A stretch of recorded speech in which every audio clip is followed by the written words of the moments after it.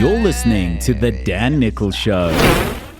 Welcome to the Dan Nicholl Show this week, where if you are one of the three people watching it, that's my mum, Ethel, and Beverly at the Bridge Club just outside of Hollywood in Northern Ireland, you'll be able to see. If you are listening, as most of you do, you won't be, so I shall inform you. We are back at the Cape Grace, regular Cape Town home, and we have to be in Cape Town because the demands of my guest were ridiculous. He wanted a two-bedroom suite just to film in. He arrived in a helicopter on a yacht and got marched up by an entourage of people.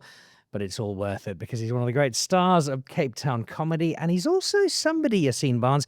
I always forget quite how tall you are. And I'm not a terribly short person, but the door opens and this tall, strapping, could be a kind of Middle Eastern action hero type walks in through the door and lights up both the room and the show. Welcome. Thanks for having me. I'm a lighthouse in a crowd of people. When people go, oh no, I'm standing next to the tall guy with the specs. That's what they see me in the crowd as. Now, it's slightly accentuated because you are wearing the largest pair of Crocs I have ever seen. With extra. You've got platform Crocs, and from about, let's say, size 22. Now, those are size 12s. I think those are the largest feet we've ever had on the Dan Nicholl Show. And a pair of bright white Crocs that could be a lifeboat on the Titanic. It's a fabulous statement of intent. It's the boat that I sailed in on. I just wave them as I go through. Oh, dear. Well, it's lovely to have you on the show, and lovely to be able to chat to you in a little more detail, because I remember the past occasions we've had has all been a little briefer. But I was also trying to remember the first time Yaaseen Barnes cropped up on my horizon. And I remember murmurs from some of the elderly Cape Town comedians, people like Stuart Taylor and Kurt Schoonrod, well before your time. You probably won't have heard of them, saying, no, there's this young kid with glasses. If they'd had kind of a slightly bigger extra on The Big Bang Theory, this is your man. He's obsessed with sport. He's got a terrible weakness for puns. And he's very, very, very funny. And that seems like both yesterday and a decade ago. I feel like the obsessed with sport part is the wrong part. Those are two truths and a lie over there. Sport, I only watch sport because there's jokes to be made. That's the only reason I watch, because I go, there's someone's surname that's going to be ridiculous. There's a joke for me over there. Yeah, sorry.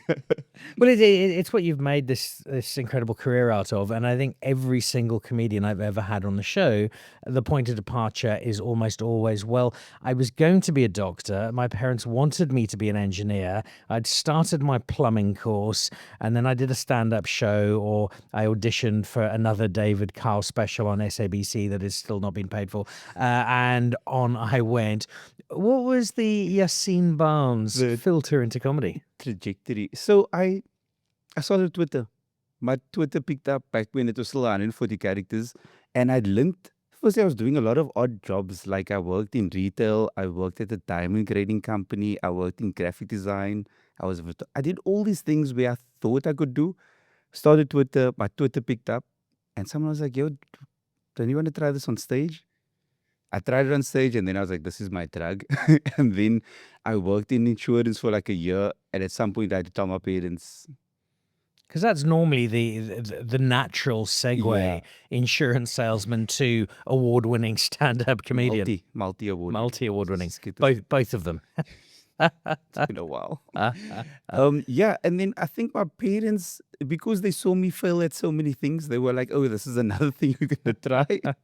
Do it for a week and move on. We'll see you around. And then the community started telling my parents, yo, we saw your son perform. And my parents were like, no, he doesn't. Like, I don't think they took me serious for the first few years. And then they came to watch me, and then they started seeing like the hype pull, and they were like, oh, he's funny outside of our house. Because my mom's a mom. If ever I do jokes and she's like, this is not your work, so keep quiet. Or she will like let me stand at the end of the table. She's like, oh, you want to tell jokes? Now perform there. Tell them auntie's jokes. Yeah. I know a lot of people who are very good writers, very entertaining writers, very funny writers, and that doesn't translate into a performance because you pop them up in front of a camera or give them a microphone and they freeze, and it's not an element that they have been able to transcribe. And yet that's something that seems to have come quite easily. What was there an element? Was there, Yassine, in the school plays? Were you making people laugh growing up? No. So firstly, I'm the baby of the family. And I think when you're the baby of the family, you grow up being praised for attention because you're just like, oh, dance for the aunties, perform there. So I think that was always in me. And then at school, I used to make jokes, and then they were always, my jokes. It's puns. It's dry dad jokes, and I used to make them at school to a point where they didn't like it, and they used to call bad jokes Yaaseen's. So it's What a legacy to have. yeah, but when you're 16, it's not a legacy, it's an insult. So people in other classes would make these jokes and they go, oh no, that's a Yaaseen. And it would hurt. And then right now I go, oh, I'll pay my bills with Yaaseens. That's the way it works. So I think it's always been there, but I was never like the guy at the braai making jokes. I was never the guy that was always like ready to go. But when stand-up found me, because I think being on stage, being alone was like a nice place to go. This is only me. I don't need to rely on anybody else. It's just me and mine. You mentioned your parents. You've got the 3 older sisters. What did they make of their tiny little baby brother suddenly deciding that, having failed at 26 other jobs, he now wanted to try stand-up comedy? I think they also just saw it as a hobby. Like, oh no, it's just a hobby. But my sisters still cringe because they don't understand that the jokes I make with them, if people pay for. So they don't understand, like, oh no, it's like a legit thing. And then I think once they started seeing me on TV, and then they were like, because I think South Africans think when you're on TV, you have made it and you have money. It is a real measure. I think it's decreasing slightly. And now I went to the hairdressers the other day. I do it once every 6 months. And I went in and the lady said, oh, you're that wine guy from Instagram. And yeah, that's kind of, you get that redefined where 10 years ago, oh, you've got your own show on television. That's as big as it gets. And now, oh, you've got 50,000 followers on Instagram. I think that measure is shifting a bit. Oh, how the mighty hath fallen. 8 years on TV, but you're known for like, a video. That's all that it is. And importantly, in that key demographic of suburban females 50 to 60, very much, I think my target market, Dave Levinson's target market. I think that's the two of us there. You've spoken in the past a lot about the comedians that you look up to, you admire. I think Stephen Wright in particular comes up time and again. And he's one of those guys. I remember watching Stephen Wright for the first time, and you're looking at it and you're listening and you're going, no, I don't want to laugh at this. And then you start and then you can't stop, and they just come thick and fast. And it's the sheer weight of, oh my God, these are so bad. I can't believe it. And I'm laughing my head off. And it sounds like, yeah, here's just a written list of really bad puns. And yet when you get, as you do, that delivery right, you build up that momentum, that rhythm, that pace, and people are just shaking their head in disbelief. It's a lot more of an art form than I think people realize.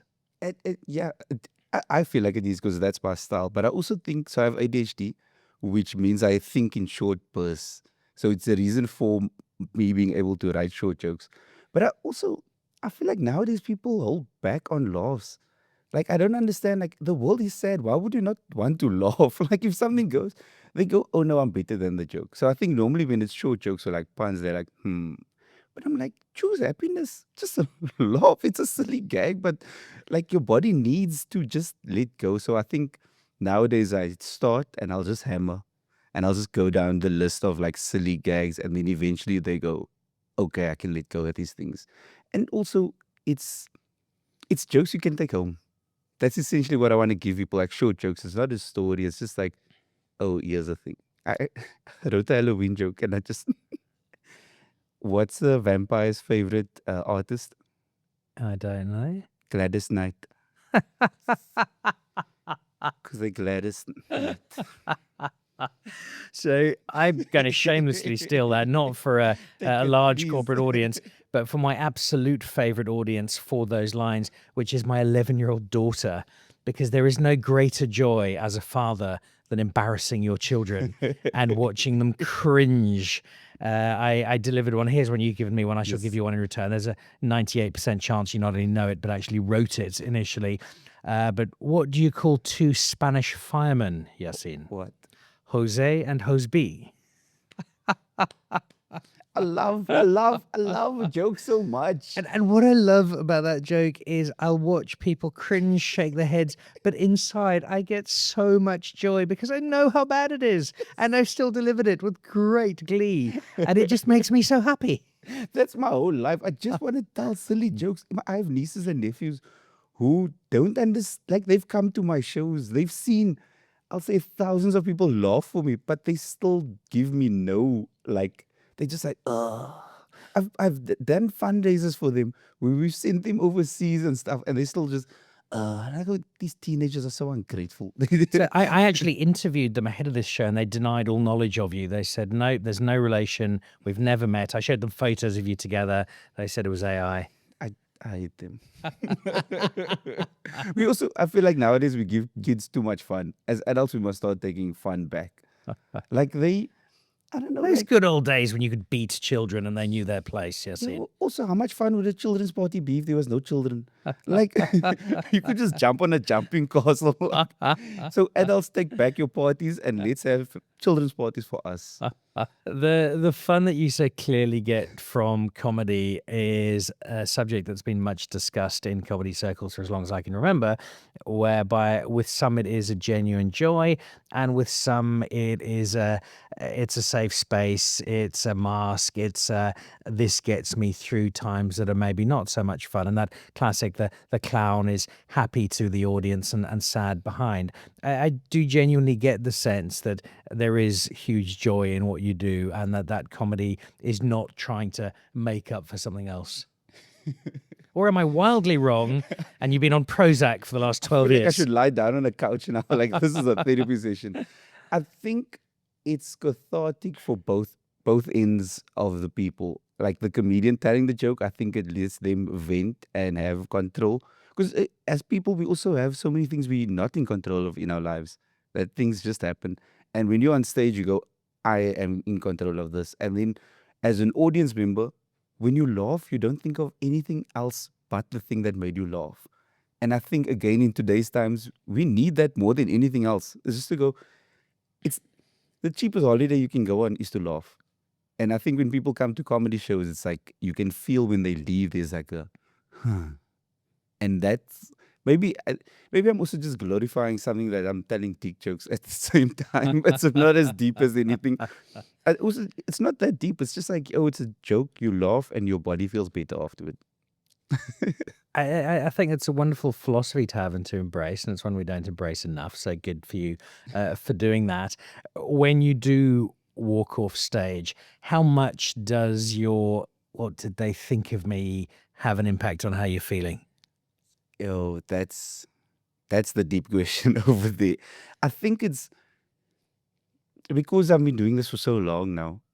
I think I've learned how to balance. Like, I've done well enough on stage for long enough to know what rooms mean what. Because there's some rooms that's 15 people, and I go, we can have the. That's one of your bigger ones. Back to the Prozac. I was performing at lunch by my parents' house. We had the aunties and uncles over. So that thing sometimes is a small room, and we can have the best night. We can have big rooms where it's like, it's a little shaky. Or maybe even, and I think you'll know, like, you can have a performer's death where the room will enjoy it, but like you go afterwards, you go, I don't think I was fully on my full step over there. And I think afterwards you'll deal with it in your head to go, oh no, this is the factors. That's the thing. But tomorrow I get to do it again. And I think that's the joy of stand-up, is we get to die again tomorrow. So I've avoided going into stand-up comedy. Firstly, I think audience find it difficult to believe that somebody who's clearly got a modeling background can be a comedian to take seriously. Inshallah. But but it's more because when you walk out as a comedian, everyone's like, right, make us laugh. Whereas the MC work that I do a lot, if I do make somebody laugh, well, that's a bonus. yeah. But what I do find is I will be watching an audience if the lighting is, and you can see, and 99 people are chuckling away and smiling, laughing, and there's that one person. And it's that one person I will remember at the end of the night. No, and then I'll try and catch their eye, and I'll try and say something extra funny and look on the corner of my eye, and nope, still not laughing. And yeah, it could just be that they've Oh. got something terrible in their life, like they've supported United for the last 4 seasons, and it's just they're just not having a good day. We all have our pains. But that's the one I will remember. But I think it's a thing I try to speak on stage is that comedy is like the gym. Or show is like the gym. I'm glad you're using an analogy I can immediately identify You with, you Jesse. seem like gym people, so I'm just trying to It's my happy bond space. there. You don't go to the gym and tell the trainer, make me thin. You can't go to a comedy show and go, make me laugh. That's force and that's no consent. Like as a as a country, we must have consent for everything. Like you must also, when people come to shows, they must want to laugh. I think that's another thing. A lot of people don't know that they are part of the show as much as we are part of the show. So when I see that one person that doesn't want to laugh, I will stop the show and and I will cuck that person out because I'm like, you're wasting your money. The economy is tough. If you spend money on the ticket, just very well laugh. Well, look, in fairness, that was how we met, and it has gone a lot better since then. And I have started chuckling occasionally. Also, I think the last time you saw me perform was at the Goliaths show at I think it was in the theater or something. Out at Grand West Casino. No, Grand West Theatre, I think. Monte Casino. Yes, that's Yes. right. And I remember seeing you, and then afterwards, like also seeing you not laugh. And then afterwards, you just sent me a message, and I was like, okay, we're in the fine. Dan doesn't hate me, he just doesn't know how to smile. All the 8 years of Botox is getting to his face. And inexpensive Botox, which hasn't worked as well as I'd hoped that it would. It's been a career that's by no means finished. You've got a very, very long road ahead of you, but it is one that you can look back on with an impressive body of work. You've done some great stuff on television. You've done shows all over the place. You've had a real impact. Do you allow yourself, especially in this mad world of we're running from events to shoot to gig to writing session, to occasionally just step back, take a deep breath, and go, you know what, I've done all this stuff. That's quite impressive. I've made it to no small degree. I think I can die already. Like, I think I've done enough to. There's enough people that's gonna post black and white photos of me when I die. Like, just with rest in peace, Yaaseen Barnes, he was a good one. I think twice a year I have a moment where I go, let's look back at what we did, and these are the things. Because it's always in Jan when we worry about what's, as a freelancer, maybe you go through the same anxiety where you're like, what am I going to do this year? Or where's the money going to come from? Am I going to work? And you, even though there will be work, you just like, you have that panic. And then I put out plans for the year, and by June, I've done all of the year's work already. And then in June, I go, what did I do? And what do I want to do? And also with comedy, I feel like it's been a cheat for my life. Like, I've done things I shouldn't have done. I've done things I didn't even dream of doing. I've written for movies. I've acted. I've directed specials, comedy specials as well. And it's just like all these things I thought I was doing 20 years time when I'm an older comedian, and now I get to do it as like a child. Oh, I still feel like a child. And so I'm very grateful for all the stuff I've done. And I'm trying to think of what's next. Oh, we're starting a new movie again also. I just want to make silly things. I just want to make people happy. I want to make dumb stuff. I feel like we need more dumb in the world. And at just 53, you do have this wonderful spectrum to cast back upon. 2 years time, I'm gonna be in Sasa. Like, as soon as I can get Sasa money, I'm gonna be there in the line. I don't care. When you do look back on all of it, I think every entertainer, every athlete, everybody who has achieved a degree of success will look back, and there are two moments that always fascinate me. One was the moment where they kind of first realized, yes, I've made this step. I've gone over the edge. I've leapt from the precipice, and it's okay. And then it's the one where a little further down the road, a voice has said, "Hey, you've actually done something quite special." And it's often, and I say this regularly on the show, which is why our production team of 17 has fallen asleep again. But there Well, is still awake, but it's just one. yeah, it's often a moment that we don't expect. Often with the athletes, we think, "Oh, well, it must be when you won the Rugby World Cup." But I did an event recently with Brian Abana where he speaks of the moment that will always define his career was not winning that Rugby World Cup, but it was playing his first game for the Springboks against England, coming on, scoring a try with his first touch, and knowing that that's what he wanted to do and he must work hard to continue it. So if we go, and I think the Habana Yaaseen Barnes parallel is one that's often used in social commentary. If we look at those two moments for you, the one where you realize, yes, I've taken the step into comedy, and then further down that road, hey, Yassine, you're getting this. Also, both Brian and I are both great sidesteppers. Let me just tell you that I feel like as South African, sidestepping is in our genes. In your case, child support lawyers and people who work for SARS. Table told us, "Yo, we're moving in silence." I think it was my first time performing at the Baxter. So I won a competition, and as the prize, you perform at the festival. And they made me. So the lineup is myself, Riyad Musa, Nicholl, and Trevor Noah. Ah, yes, the great South African comedy quartet. Classic. And Three world famous people and somebody who'd won a ShopRite competition to come to Baxter for the evening. Trevor did win that competition. Touche. And that year, Trevor broke his leg, and they're like, "Oh, Yaaseen, you must go after Trevor."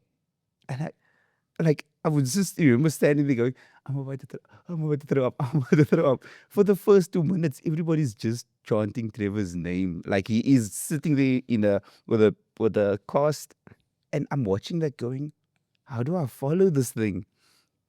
And then I just had to, obviously, because it's the job, you go do it, and it went well. Like, because also that thing of he did what he done, and I do something different. That's what I do, and then that's the day I learned, like, I can't be compared to Trevor Noah. But the thing of like, it's all comedies are different and they will accept everything. No one goes, "Oh, we'll get a laugh less for this because it's not as funny as that." So that was for me a big moment. And then 2 years ago, so I ran the Jive Funny Championship, it's the competition I won that I now run as well, which is a full circle of its own. So now I get to give the platform to to other comedians as well, like younger comedians. So it's interesting. So now I get to see them grow up and see them like perform and like perfect what they do and perform at the Baxter and go on to do other things as well. So that for me was a growing moment to go, I've been around enough. I love the fact you've chosen that as your memory there, because you have done so much, not just through the Jive competition, but through a number of platforms of bringing up other young comedians, giving them an opportunity, whether it is an open mic night or I'm headlining, come and join me for 5-10 minutes, because not everybody does that. Not everybody is quite so open. There are, across the entertainment world, those who safeguard their space quite jealously. Gatekeepers. They are indeed. I'm very much one of those. In fact, I reluctantly have other guests on the show, but we have to contractually. But when I see the number of young comedians, and I've heard young guys talk about, we're really grateful. Yassine gave us a night at this particular show, or Yassine gave us some great words at that Jive competition, and it's a wonderful attribute to you. And I think it is. We spoke jokingly about a legacy earlier, but I think that is an absolutely fantastic legacy to be able to have.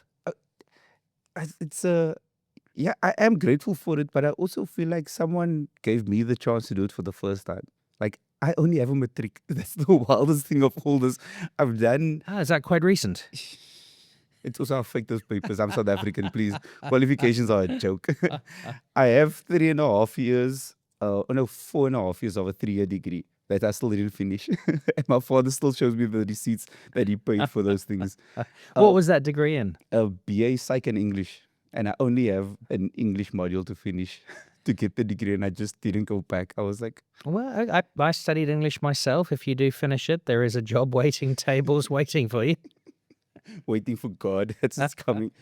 And yeah, so someone gave me the opportunity to do stand up, and I realized that we also in a country where not everybody gets qualifications, but we also in a country where people talk, we socialize, we get.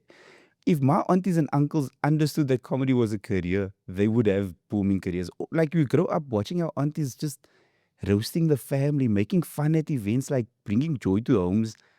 And now I go, if I can give that to someone, like someone gave it to me, then then again my job is done here.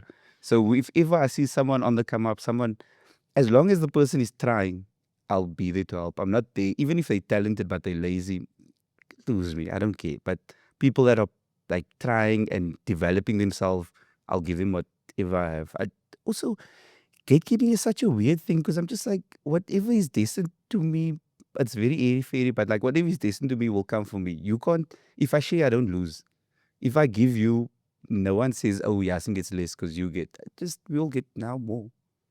So I'm very glad you've made that particular point because it segues nicely into a request I have for you as a young up and coming performer myself in South Africa. You mentioned earlier Riyad Musa. I, along with Joey Rasdeen, intensely disliked both of them because they were fundamentally dishonest in that they promised me I would get a cameo slot in Material 5, I think was the next one they were planning to make. Material Too Furious. Be a brilliant title. And it never came about. So as it stands, the high point of my acting career, so to speak, is playing the conductor, and I'm not making this up, playing the conductor in the music video of Kurt Darren's Sturmtrein, where for 6 scintillating, breathtaking, oh my God, has this been directed by the Coen brothers stretch, I get to wave my conductor's flag while wearing a white coat that appears to have been borrowed from a local government hospital as the train pulls into a Germiston siding and a collection of extras wander off the train behind me. So thank you, Kurt, for popping me in your music video. I took great delight in being part of Sturmtrein. But I think I've got more to me. I think there is an Al Pacino inside He Needs to Escape. You mentioned you're working on a new film. With no idea what this film is at all. This is how open I am and how much trust I have in you, Yaaseen. What is the film and can I get a part in it? Yes, you can get the part. I don't know. We haven't figured out the film yet. So far, we just came up with a name. It's Tokai Forest Gump. So by all means, maybe we'll find a place for you. Actually, let's have you be the bus driver this time. A big step up. You're conductor to conductor. Maybe you can just hold 2 wires. As a conductor. Not all these jokes work, I'm sorry. And believe me, this is the 7th take of recording this show. This is the best one we've had so far. I tried very hard when we still had the Dan Nicholl show running. I wanted to do an insert where I went to Binnenlanders, which I think we'll agree is probably for both of us our favourite Afrikaans medical-based soap opera.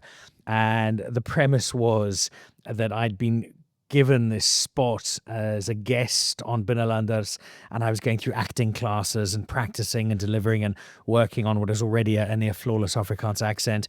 And then it cuts to Dan's big moment, and there I am, and I'm the coma patient lying there doing absolutely nothing. And I was so excited about doing this because it's exactly the sort of completely silly, daft, wonderful thing where there's such a build-up and you're training and you're Shakespearean in your approach, and I'm going method acting, and I'm actually now going to go more Brecht here in my appreciation of it, and I'm reading some Ibsen plays to get into the feel for it, and then I'm a coma victim after all of that build-up. And Binnenlanders never happened for me, and I think it could have been my big break. And then also, as the cut to you just go, yeah, like I'm going to coma and I still get it wrong. And halfway through, no, he's been in the coma for 6 weeks, so and then I scratch my ear or just a small. Oh dear, Tokai Forest Gump. I'm very excited by this. On the note of a coma, right? I recently had this idea, and I want to pitch it to medical aids around the world. They must give us every year 2 days in a coma. We just medically induced coma for 2 days. You get to sleep for 2 days uninterrupted. No one gets to tell you anything. You also get to take the 2 days in the week. Because you come back to work and like, oh, where's the Excel sheets? And you go, I was in a coma. Leave me alone. So by all means, Discovery, phone me. I got ideas for you guys. This sounds both like the time Nicholas Goliath faked a sore stomach to get out of work and ended up having his appendix removed because he took it to its natural end for not wanting to be found out. And then I don't know if you ever remember Kenneth Nkosi's brilliant show. It ran years ago. It was kind of a sort of reality show. Kenny Mackenzo, it was called, where he'd go off. He did one brilliant episode where he went into the offices of the Freedom Front because he wanted to change all of the street names in Bloemfontein to his aunts and uncles. But he also did a terrific episode where he tried to get National Babalas Day declared, which was the day after a public holiday, so you could recover. So I think between you and Kenneth, there's We're going to save the country. there's some work to be done. Also, I don't think Babalas Day must be a day. I think Babalas Day must just be I'm coming to work late. Like, just give me till 12. I just want to sleep till 10 and I'll be at work at 12. That's all we need. 2-hour window for 3 cheeseburgers, a couple of liters of Coke, and a handful of Myprodol, and I'm back at work and good to And go. a Moorse, inshallah, that I'm going to come to work also. Also, this is Cape Town. We are really only working Mondays-ish to Friday morning. I think at 10 o'clock on a Friday morning, we start having traffic going home. I haven't met those people who work on a Friday in Cape Town, but I look forward to that particular Once I got occasion. an email on a Friday evening at 7 o'clock from someone working in Joburg, and then I was very much insulted. Like, this is not my religion. This is not what we practice. Call me on Monday at 1 o'clock when I'm in the office for an hour. Joy of Johannesburg, half of which now applies to Cape Town because there are only about 12 of us left in Johannesburg. Everyone else has moved down to Val de Vie and is living in Rake Netling's garden. The city is swamped, but however big it becomes, however many more people arrive, it is still somewhere that is so fundamentally home for this kid from Athlone who made it big, and I can't see that ever changing. This is home. Like, I spent a lot of time in Joburg, but also, does Joburg have one person per street light? And there's only like 12 left also. But I feel like Cape Town is home, and the rest of the world and the rest of the country is like, I just get to go visit and see other people that is me and that's not me. Because I feel like as South Africans, we're also the same person. Like, even no matter what life you live, we all know there's specific things that you go, that's my mom. Like, the experience of a chomp chocolate is like renowned. Oh, everybody knows a chomp is a chocolate that is always a 6 out of 10. no matter where you find it, you go, that's a South African chomp. There's that And very slight hint of staleness that's always in there that you can always never get right. rid of. It also has an expiry date as a joke. Well, all chomps were made in 1961 And still going strong. in a factory somewhere in the East Strand. And also, if you're just looking for it's liquor, you don't know what you want, but you find the chomp, you go, he does the job. And then also, as South Africans, we believe that a blue energy can solve most of our health problems. We just believe, like, it must be under medical aid at this point also. Just above Zambuk and below Grandpa. Yeah. And below like an actual medication, just give me a blue energy. I do have, on the subject of Cape Town, I have a serious request because I can see your agent glaring at me because you've got another signing session to do. I love Cape Town. I went to university in Cape Town. My mother is from Cape Town. It's a city that has always been home. Many of my great childhood memories are playing on Fishhook Beach and building sandcastles and driving with my grandfather, who very clearly did not have a driver's license. So not much changes in Cape Town. Very South African of him, by the way. Very authentic. Unqualified for the job, still gonna tala. And enthusiastically so. But whether it was growing up, not growing up, but spending Christmases having come down from Zimbabwe, as so many Zimbabweans do, and hanging out on the beach or coming down to study, I think the breadth of my Cape Town experience has not been as extensive as it could have been. So what I'd like to do, when you have time in between making movies and being this big star and investing in the largest Crocs known to man, I'd love to do Yaaseen's Cape Town tour. Come and explore it. Come and hang out in Athlone. Come and meet the family, meet the sisters, see what they really think. No one must meet my family because they will tell you what I'm really like. This is performative Yaaseen. When you see, I'm a small child in my mother's house, and I always will be. So by all means, no one must meet my family. Please. My mother still phones me from Northern Ireland and asks, "Have you brushed your teeth, my darling?" Yes, mother. I'm 47 years old. I think I've managed that by now. But is that something we can do? And Oh, no, definitely. what would the highlights of that Athlone adventure be? So I think we'd start with because I'm Cape Townian, a sunrise swim at St. James Beach. Okay. Just because the water's cold, but at the same time, it's a cold that pulls your life together.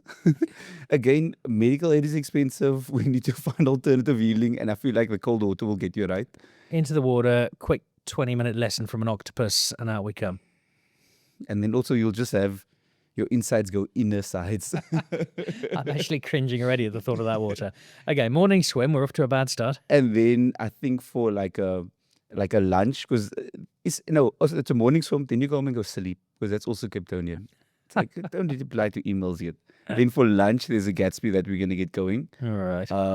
Just because it must fill you for the rest of the day, because... Now, is this is a generic part of, or is there a specific space that we would go for this Gatsby? I would go Cozy Corner. Yeah. In Wynberg. Their Gatsby is like, it's well put together.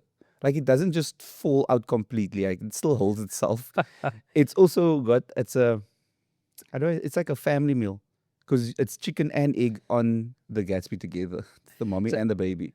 So this is obviously a massively global show, by which I mean we've got a guy in Lilongwe who accidentally tuned in 3 weeks ago. So Gatsby chicken. So it's a full house chicken, char grilled chicken Gatsby. Okay. Right? That's a roll. That's, I'll say lettuce, tomato, chicken, egg, cheese, lots of sauce. Also a lot of chips also on it, and cut in 4 pieces. So it fills many people at the same time. Then from the Gatsby, I think it's an Eco Sisters. Eco Sisters also just like a dessert, but it's a good time for Cape Town. And then I think we'll take a walk through the gardens, maybe through town and the gardens. I'm trying to like give you like a picturesque view of what Cape Town looks like. Maybe some. But I want the authentic Yaaseen. Okay. I want to hang out where this is Yaaseen's childhood. This is all home is for you. It's Yaaseen adult, and we're staying at the whole day. Like In your Clifton apartment, surrounded by air hostesses and lingerie models. Inshallah. Yeah. I'm trying to think of. Yeah. Then we'll probably go for karaoke. I love a karaoke. Like, it sounds very silly, but I love performing, because karaoke is not about good singing. It's about performing. Do you do karaoke? I have done it occasionally under duress and usually the threat of physical violence. But yes, I have once or twice. In fact, I did it once in a small square in Bangkok, where my delivery was so bad that even the Thais got up and left. And there is a video of this, which thank God has never seen the light of day. No, look, But there is a video. So over the years, I've done a lot of events with Ronan Keating, and he has a habit of thrusting a microphone in front of you. A smile on your face. So I have memorized these lyrics. I ended up singing that classic song from Notting Hill with Jean de Villiers in a karaoke bar in Tokyo during the 2019 World Cup. What a love story. And I think if you look closely enough, it does appear like we might be holding hands while we sing it. And granted, he's a very good-looking man who in poor light could pass for a slightly older Heinz Winkler. So I'll take it happily. No shame there whatsoever. But by God, the singing is terrible. But it was a good time. It was a wonderful time. If you can sing, don't do karaoke. That's the rules of the world, please, people. Don't come to karaoke. If you can't sing and you like to perform, that's the karaoke we want. But also, I want to see that clip now. Does that clip exist on the internet? It doesn't exist on the internet. Yet. Someone find it for us, please. I love karaoke because it's such a silly thing, and it's like low stakes. I feel like I'm not a high stakes kind of guy. Like, I do small things in that space. And then also, I just love going to comedy also. I know it is my job, But one of the things I'll take you to is some of the grungiest, stickiest places. You know those places where you lift your feet? And it holds slightly It adhesive. holds your shoes. Yeah, it Yeah. holds your shoes hostage for like a second. Those are my favorite places to do comedy. Just because it's a gamble where you're going to see the worst and you're going to see the best at the same time. Um, and then there's a place that one of the comedians own called Bobby that's in Bree Street. And it's just a shoebox of a space, but everybody's together and everybody just feels like, yo, we're here for a good time.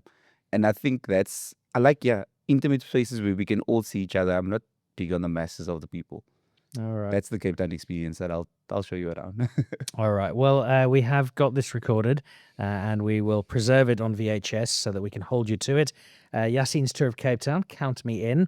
Also, a small role in Tokai Forrest Gump, which will probably not make the final edit, but will be available on the DVD special released in certain markets. And The flea market, that's where you can find it. You can pirate it. It's going to be available on WhatsApp. Green Market Square incoming. And then the other place I will look forward to seeing you is both in person and through the assorted prisms of social media on Did you say stages. Prisms, Oh, but 'cause prisms he's- could be, yes. If you're not watching, he's wearing orange overalls at the moment. Just the stages that you occupy, the joy that you give. I get personal delight in your story because I love those dreadful puns and the joy they give us. But also, it's a wonderful success story, and to see someone who's not only doing something that he so clearly loves, enjoys, and is very good at, but is also so happy sharing with others, makes it a really heartwarming tale. So, Please, cheers can to you, you, can you Yaaseen. speak at my funeral? Because that's the eulogy I want. No one else. I don't want comedians messing up this thing. Please, I'm assigning you now when I die. Just send that message to my family over there. I am heavily booked, but early May next year is looking open. So come back to me on that one. I was planning for March, but okay, we'll see. On that happy, upbeat, both of our mothers are going to be having a word with us after this ending. Yaaseen, thank you very, very much indeed. Thank you so much for having me. And I leave you just by saying that as a comedian who, yes, you're not devoted to sport, but you do invoke a lot of sport in your comedy, I can only put you down really as the sort of the semi-ref who went to private school, really, in terms of that quality of sporting comedy. And I say that because, of course, Simi is our producer, and he is going to burst into tears the moment He's also he sleeping hears on my that. couch at the moment. It's always somebody's. Yaaseen Barnes, one of South Africa's great, I still say young because he's marginally younger than me, but at heart always will be, comedians, performers, comedy philanthropists, movie directors, and the man behind Tokai Forrest Gump. That's going to be massive. An absolute delight, lighting up the Dan Nicholl Show this week, the one and only Yaaseen Barnes. You're listening to The Dan Nicholl Show.